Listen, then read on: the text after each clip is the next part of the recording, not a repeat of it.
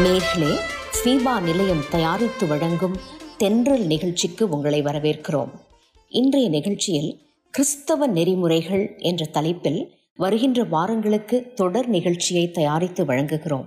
நிகழ்ச்சியில் சிறப்புரையாற்ற அருள் திரு முனைவர் இம்மானுவேல் சுந்தர்ராஜன் அவர்கள் வருகை தந்துள்ளார்.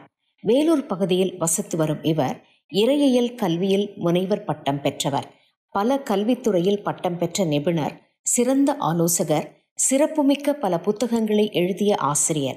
இன்றைய நிகழ்ச்சியில் கிறிஸ்தவ நெறிமுறைகள் என்ற தலைப்பில் சில கருத்துக்களை உங்களோடு பகிர்ந்து கொள்ள உள்ளார்.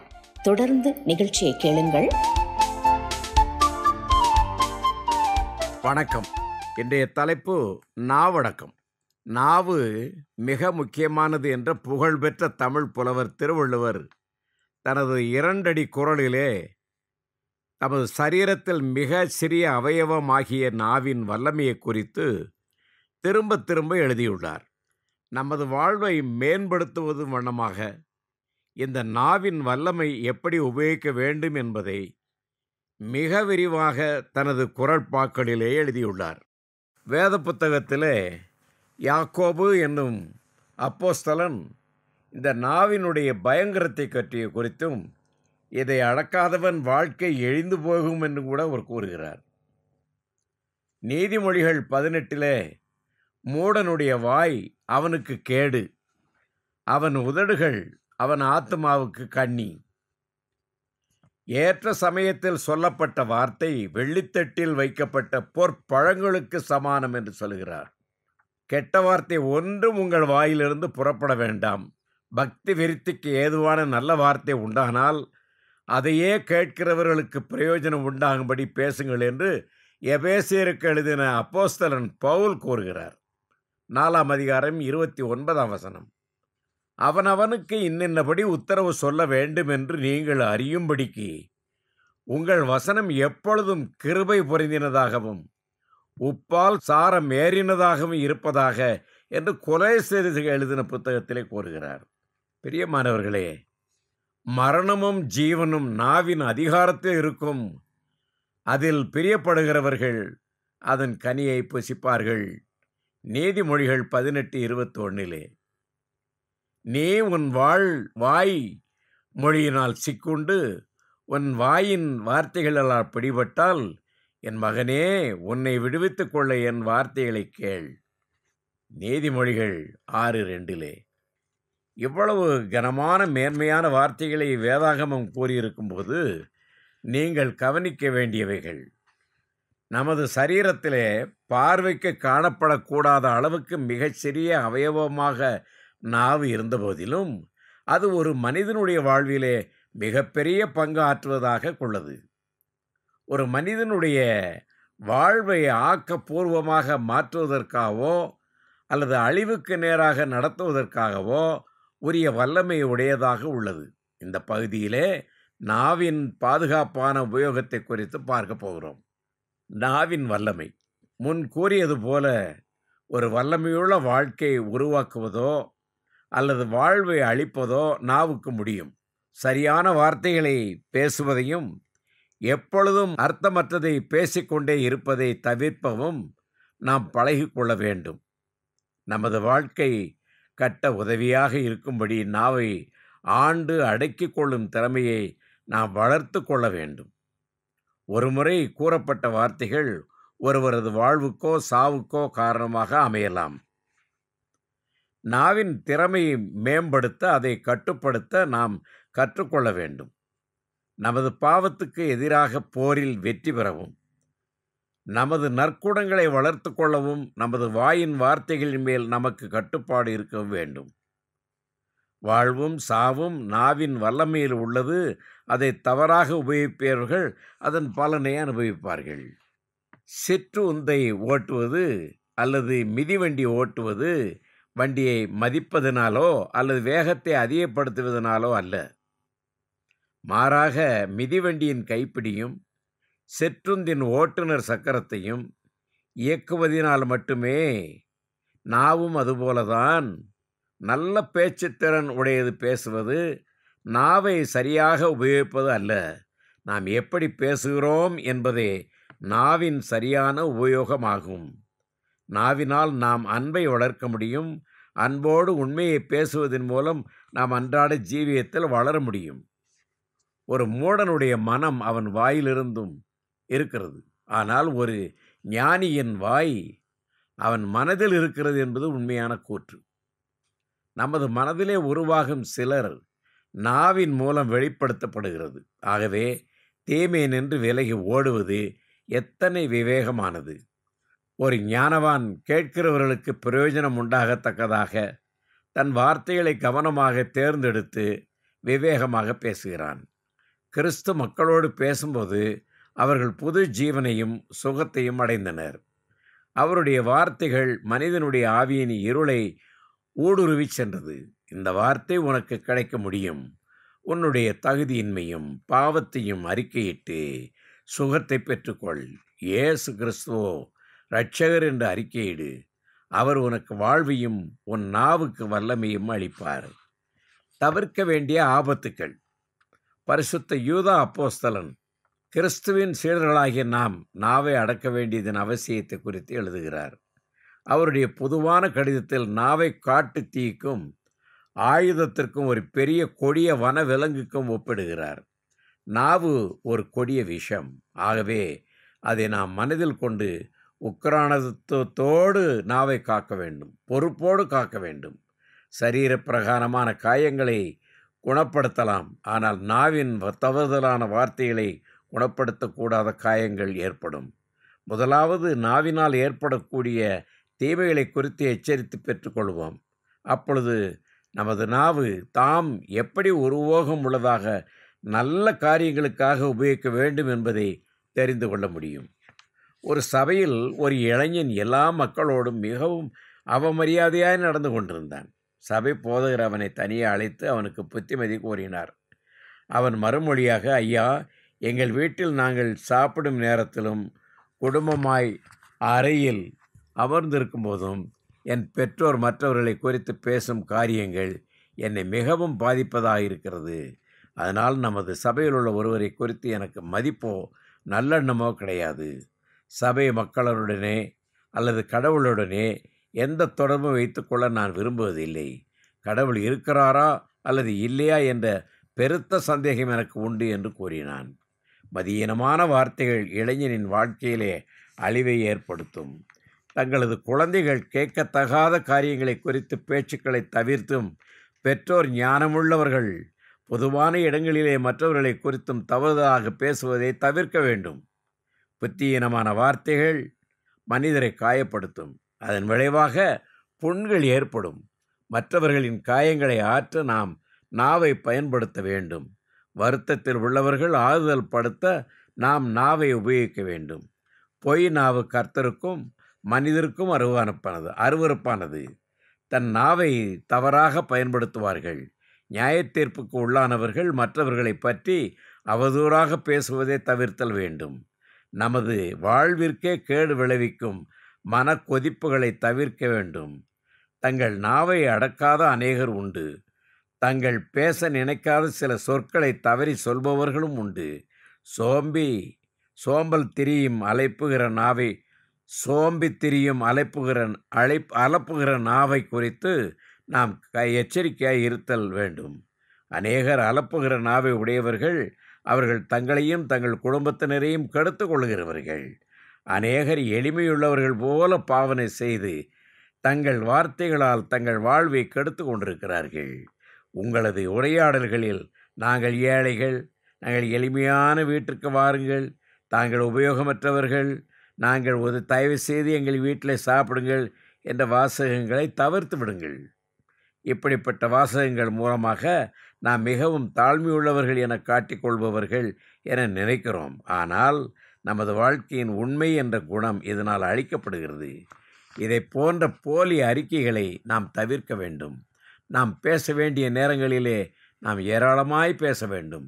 நாம் பேச கடமைப்பட்டுள்ள சந்தர்ப்பங்கள் உண்டு. அந்த வேளைகளில் நாம் மௌனமாய் இருப்பது நம் மற்றவர்களை குறித்து அநியாயமாய் அடங்காமல் பேசுவதை போன்ற தீமையை விளைவிப்பதாகும். சில சமயங்களில் நமது வார்த்தைகள் நம்மையே அடிமைப்படுத்துவதற்காக கூட அமையும். குற்றவாளியானவன் தற்காப்புக்காக பேசாமல் மௌனமாயிருக்க உரிமை உண்டு. ஆனால் தவறாக பேசப்படும் ஒவ்வொரு வார்த்தையும் அவனது உரிமையை பாதிக்கும் என சட்டம் கூறுகிறது. இது நமக்கு பொருந்தும். நான் உங்களுக்கு கூறுவது என்னவென்றால், நாம் பேசும் ஒவ்வொரு தவறான வார்த்தைக்கும் நியாயத்தீர்ப்பு நாளிலே நாம் கணக்கு ஒப்புவிக்க வேண்டும். ஏனென்றால் நமது வார்த்தைகளினாலே நாம் நீதியாக்கப்படுகிறோம். அதே வார்த்தைகளினாலே நாம் நியாயம் தீர்க்கப்படுகிறோம். மனுஷர் பேசும் வீணான வார்த்தைகள் யாவையும் குறித்து நியாயத்தீர்ப்பு நாளிலே நாம் கணக்கு ஒப்புவிக்க வேண்டும். ஏனென்றில் உன் வார்த்தைகளினாலே நீதிமான் என்று தீர்க்கப்படுவாய், அல்லது உன் வார்த்தைகளினாலே குற்றவாளி என்று தீர்க்கப்படுவாய் என்று இயேசு கூறினார். மத்தேயு 12:36-37. தீயினால் சுட்ட புண் ஆறும், ஆனால் நாவினால் சுட்ட புண் ஆறாது என ஒரு தமிழ் திருக்குறள் கூறுகிறது. கிறிஸ்துவின் சீடர்களாகிய நாம் நமது நாவை பிறரை புண்படுத்த உபயோகிக்கக்கூடாது. ஒருவன் தன் சகோதரனை சரீரத்தாலே காயப்படுத்தினால் பின்பு மனந்திரும்பி மன்னிப்பு பெற வாய்ப்புகள் உண்டு. ஆனால் கோபத்தினால் மனம் புண்படி வார்த்தைகளை கூறினால் மறுபடியும் முழுமையான சீர்பொருந்துதல் நடைபெற அதிக வாய்ப்புகள் இல்லை. நாவை உபயோகிக்கும் விதங்கள். மிருகங்கள் தன் நாவை எவ்விதம் பயன்படுத்துகிறது என்பதை கவனித்து நாம் நம்மை மேம்படுத்தி கொள்ள வேண்டும். சில உண்மைகளை அறியலாம். நாவு உணவின் சுவையை அறியவும், உண்டு மகிழவும், சந்தோஷம், துக்கம் இவற்றை வெளிப்படுத்தவும் பயன்படுத்தப்படுகிறது. மேலும் மிருக ஜீவன்கள் தங்கள் அன்பையும் நன்றியையும் வெளிப்படுத்த நாவினால் நக்கி அதை வெளிப்படுத்துகின்றன. சில மிருகங்கள் தங்கள் குட்டிகளையும் தங்கள் எஜமானரின் கைகளையும் நக்குகின்றன. நாமும் நமது நாவினால் கர்த்தரை பாடி புகழ்ந்து நமது அன்பை வெளிப்படுத்தலாம். மிருகங்கள் தங்கள் நாவை தங்கள் காயங்களை நக்குவதற்கு பயன்படுத்துகின்றன. இச்செயல் காயங்களை குணப்படுத்தும் தன்மை உள்ளது. நாமும் நமது நாவை காயம் கட்டுவதற்கு பயன்படுத்தலாம். தகுந்த சமயத்தில் கூறப்பட்ட அருமையான வார்த்தைகள் கீலேயாத்தின் பிசின் தைலத்தை போன்று வார்த்தைகள் ஆற்றக்கூடியவை. நாவின் வல்லமையை மேம்படுத்துங்கள். மற்றவர்களின் வாழ்வை கட்டுவதற்கும் உற்சாகப்படுவதற்கும் ஆறுதல் படுத்துவதற்கும் நாம் வார்த்தைகளை பயன்படுத்த வேண்டும். மற்றவர்களை ஆறுதல் படுத்தும் வார்த்தைகளை நம்மையும் ஆறுதல் படுத்தும். நாம் பேசும்போது சத்தியத்தை அன்போடு பேச வேண்டும். நமது நாவு கிருபை பொருந்தினதாய் இருக்க வேண்டும். மற்றவர்கள் நற்செய்திகளை தாராளமாய் புகழ வேண்டும். ஆண்டவருக்கு நன்றி செலுத்த வேண்டும். பிறரிடம் அன்பின் வார்த்தைகளை கூறல் வேண்டும். அன்போடும் சாந்தத்தோடும் தாழ்மையோடும் மற்றவர்களின் குற்றம் குறைகளை எடுத்து கூறி அவர்களை திருத்தல் வேண்டும். அவர்கள் குன்றிப் போகும்படி ஒருபோதும் பேசக்கூடாது. வாழ்க்கையை குறித்த தொலைபோக்கையும் தைரியத்தையும் மற்றவரிடம் ஊக்குவிக்க சரியான வார்த்தைகளை தெரிந்தெடுத்து பேச வேண்டும். கோபத்தை ஆறப்பண்ண மெதுவாக பதிலை கூற வேண்டும். எந்த காரியத்தையும் நிரூபிக்க வேண்டி வாக்குவாதங்களையோ எதிர்மறையான கருத்துக்களையோ கடுஞ்சொற்களால் தெரிவிக்கலாகாது. சண்டைகளை உண்டாக்குகிற புத்தியீனமான பேச்சுக்களை தவிர்த்தல் வேண்டும். மற்றவர்களை அவதூறாக பேசும் வார்த்தைகளை பேசி நேரத்தை வீணாக்கக்கூடாது. ஏனென்றால் இவைகள் மற்றவர்களால் புண்படுத்தப்படுவதோடு பேசுபவர்களையும் ஆபத்துக்குள்ளாக்குகிறது. இதுபோன்ற வார்த்தைகளை உறவுகளை முறித்து பகையை உண்டாக்குறது. டயாபோலே என்ற கிரேக்க பதத்திற்கு இரட்டை நாவு என்றுதான் அர்த்தம். இரட்டை நாவு என்றால் அவதூறு பேசும் நாவு என்று அர்த்தம். அவதூறு பேசுகிறவர்கள் பொய்யின் பிதாவாகிய பிசாசின் பிள்ளைகள். டயாபோலே என்றால் கிரேக்க பதத்தில் அது பிளவுபட்ட நாக்கு என்று அர்த்தம். நமது நாவு மற்றவர்களை கட்டுகிற பணியில் தொடர்பு செயல் வேண்டும். நம் மரியாதையுடன் பேச படிக்க வேண்டும். காந்தி என்ற படத்திலும் மகாத்மா காந்தியின் சுய சரித்திரத்திலும் இருந்து நாம் இந்த அரிய குணத்தை கிறிஸ்து இயேசுவிடமிருந்து அவர் கற்றுக்கொண்டார் என நாம் விளங்கி கொள்ள முடிகிறது. ஏனெனில் அவர் தம் வாழ்க்கையிலே தீயவைகளை பேச மாட்டேன், தீயவைகளை கேட்க மாட்டேன், தீயவைகளை பார்க்க மாட்டேன், தீயவைகளை பரப்ப மாட்டேன் என்ற தீர்மானத்தை எடுத்திருந்தார். இங்கிலாந்து நாட்டை சீர்பொருந்திய பிரபல பிரசங்கியார் ஜான் வெஸ்லி நாவை பயன்படுத்துவதை குறித்து பின்வருமாறு கூறினார். நீ ஒரு தீமையை பார்க்க நேர்ந்தாலும் ஒரு தீமையை குறித்து கேட்க நேர்ந்தாலும் அதை குறித்து பேசாமல் இருக்கக்கூடிய சக்தி உன்னிடம் உண்டு. இதன் மூலம் நீர் பரிசுத்தத்தில் வளர முடியும். நமது வல்லமையின் உறைவிடம் இயேசு கிறிஸ்துவே. நாவை கவனமாக பயன்படுத்துவதன் மூலம் நாம் கிறிஸ்துவின் பிள்ளைகள் என்று மற்றவர்களுக்கு தெரிவிப்போம். இந்தியாவிலே மக்கள் ஒரு மண்பாண்டத்தை வாங்க வேண்டுமானால் அதை விரல்களால் தட்டி பார்ப்பார்கள். அதன் மூலம் அதன் லேசான சோதனை செய்வார்கள். தட்டும்போது ஏற்படும் ஒலியை வைத்து அது நல்ல பாண்டமா அல்லது விரிசல் உள்ளதா என அறிய முடியும். இதை நானே அநேக முறை செய்துள்ளேன். சத்தம் நல்லதாக இருந்தால் அது மண்பாண்டம் உபயோகத்துக்கு ஏற்றது. இல்லை என்றால் அந்த பாண்டம் தரமானது அல்ல. அதுபோலவே ஒரு மனிதனுடைய பேச்சிலிருந்து அவன் மூடனா அல்லது புத்திசாலியா என அறிந்து கொள்ளலாம். தத்துவ ஞானி சாக்ரட்டிஸ், நீ ஏன் உன்னை வெளிப்படையாக காட்டிக்கொள்கிறாய்? நீ மௌனமாயிருந்தால் புத்திமான் என்று எண்ணப்படுவாய் என்று கூறியிருக்கிறார். ஆகவே நாமும் நமது வாயை ஞானம் விளங்க திறந்து நம்மை புத்திசாலியாகவும் கிறிஸ்துவின் பிள்ளையாகவும் நிரூபிப்போம். தமது தாடைகளின் பின்னே நமது நாவை பத்திரமாக காத்து கொண்டால் அது எதிரியின் போர்வாளை நாம் செயலிழக்கச் செய்யலாம். பின்வரும் சொற்களை நினைவில் கொள்வோம். ஒவ்வொரு வலிமையான ஆயுதத்திற்கும் ஒரு மூடி அல்லது உறை உண்டு.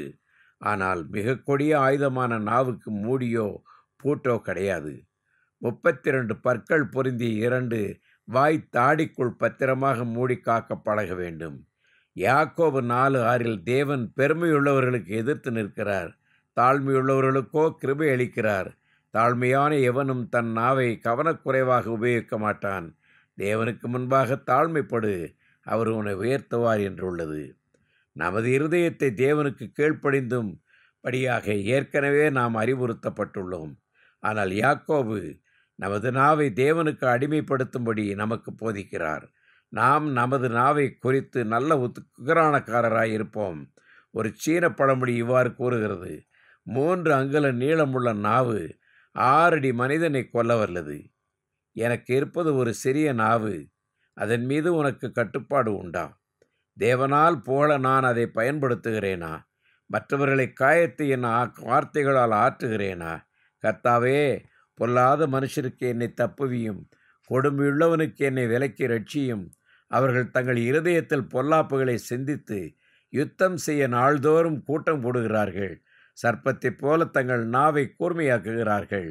அவர்கள் உதடுகளின் கீழ் விரியன் பாம்பின் விஷம் இருக்கிறது என்று கூறினார். ஆகவே நாவை அடக்கமாய் வைத்திருக்கிறவன் தன் வாழ்க்கையை காப்பாற்றிக் கொள்கிறான் என்ற வார்த்தையை மனதிலே வைத்துக்கொள்ள, அடங்குவதற்கு அடக்கி வைப்பதற்கும் நாம் ஆண்டவரிடத்திலே ஒப்படைப்போமாக. வணக்கம். நேயர்களே, இந்த நிகழ்ச்சியை பற்றிய உங்கள் கருத்துக்களை கமெண்ட் பாக்ஸில் பதிவு செய்யுமாறு கேட்டுக்கொள்கிறோம்.